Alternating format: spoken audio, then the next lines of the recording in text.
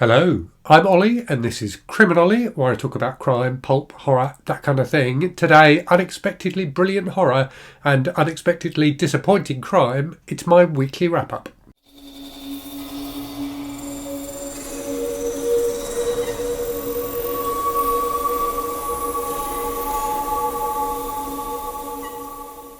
So yes, it's been a bit of a mixed week for me reading-wise this week. One book that I had really high expectations for ended up being not very enjoyable at all. And another that I had zero expectations for because I hadn't heard of it before I started reading it. Was absolutely brilliant, just outstandingly good. So I love weeks like that in some ways. It would be nicer to only have great books, but sometimes you need to be reminded that even books that you think are going to be good can let you down, and that books you've never heard of can be wonderful. So yeah, a really interesting reading week for me. So let me crack on and tell you about it, and then at the end of the video I'll tell you what's coming up on the channel and what you may have missed on the channel in the last week. So announcement time then. So I finished my Read What You Own challenge this week, as predicted. I put up a video in the last week, saying that, talking about that, and also talking about why I'm now starting doing another Read What You Own challenge, because I really do find it an interesting and rewarding thing to do. So the book that I finished, my book 100, was the Survivalist book 12, what's it called? The Rebellion by Jerry Ahern, which was a bit disappointing. This is not the massively disappointing book. I didn't have very high expectations for this, but it was just a bit dull. There wasn't as much action as I would have liked. The actual concept, which is John Raucher, the survivalist, going up against these neo-Nazis in an underground base in South America, was pretty good. I had a lot of promise, but the execution wasn't as good as it could have been. So it was a bit of a disappointing end to the Read What You Own challenge, but at least I finished that challenge now. So other things I read then. So next up then we have the amazing book, and that was Maynard's House by Herman Raucher. So I read this for Kelsey from Simon Slashers for her Midnight Book Society, and I'm not going to talk too much about it in this video because I'm doing a live tomorrow with Kelsey and Andrew from It Came From The Page to talk about it.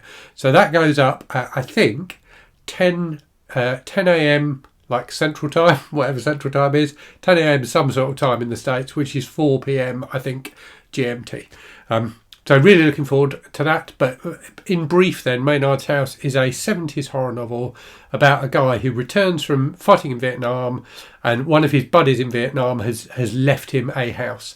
And he moves into that house, which is like in the middle of nowhere in the winter, and like weird spooky shit starts going down basically. It was really, really great. I thought it was a fantastic horror novel that used some of the kind of tropes of the kind of haunted house folk horror type story in a really, really interesting way. So I thoroughly recommend it. After that then I read the very disappointing book, and that was Pretty Girls by Karin. So this is a book that a lot of people have recommended to me.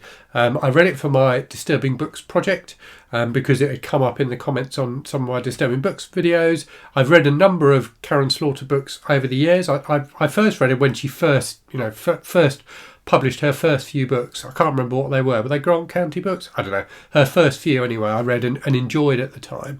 And I've read, I think, one or two of her other books more recently. I think I read one of the Will Trent books and thought that was really, really good. Pretty Girls just didn't work for me. I am going to do a video review of it, but basically it was just too long and too complicated.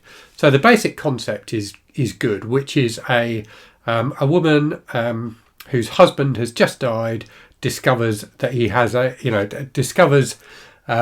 basically like snuff movies on his computer is essentially the concept. So it's quite a good concept, albeit one that has been done before, I think. But it just got much too complicated in the second half. The first half was genuinely gripping and you wanted to know what was going to happen. But then it just kept on going on and on and on. So it was like well over 500 pages. I think if it had been about 300 pages, it might have been a lot better. But yeah, I was not a fan of it in the end at all. So I finished that this morning. So I've not read that many books this week. Finished that this morning. I'm now reading this, A Simple Plan by Scott Smith. So this is a reread. I first read this when it came out back in the 90s, doing a buddy read of this with Crystal from Fibre Artsy. I am about a quarter of the way through, really, really enjoying it. So like the Karin Slaughter book, it's got just a great simple concept, which is this group of three guys, two of whom are brothers, one of whom is like a friend of one of the brothers, are out in the woods, and they find a plane that's crashed, and in that plane they find a bag full of money, and they decide to take the money. And it's basically about what happens thereafter. But it's just, I remember it being fantastically well done. And whilst I don't remember all the twists and turns of the plot, I do remember that like the final section of it is just relentless. So yeah, looking forward to getting to that, but really enjoying it again so far. And Scott Smith, as I said in my TBR video, I think for February, sadly has only written 2 books, this, which is excellent, and The Ruins, which is also excellent. So I'd love to see him write more. So that's what I've read. The other thing I've read this week, I should say, is I've now finished reading all of the submissions for the Garbology, the Garb-August trashy anthology that I'll be publishing with Troy Tradup in August. Really have enjoyed that experience a lot. We are nearly there in terms of having reviewed all of the stories and like finalised which ones we're going to take forward into the actual book. So if you are one of the many people who submitted the story, we should be getting in touch by the end of February. There's still a bit of work to do and a bit of admin and things like that, but we hope to be getting in touch with people this month. But it's been a wonderful experience so far. I've really had a good time with those stories. So yeah, that's what I have been reading. In terms of channel stuff then, so in the last week, you've had, as I've said already, my Read What You Own like wrap up video, and also me talking about why I'm doing the challenge again. So I'm now at 2 books. So I've read 2 books in my second Read What You Own challenge, those being Pretty Girls and Maynard's House. So yeah, I've got a way to go this time round.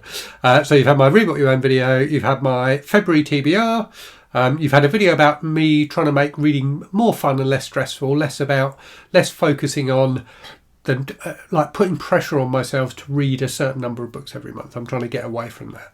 And also a review of the book Population 1280 by Jim Thompson. And then in the week ahead, you're going to have my January wrap up.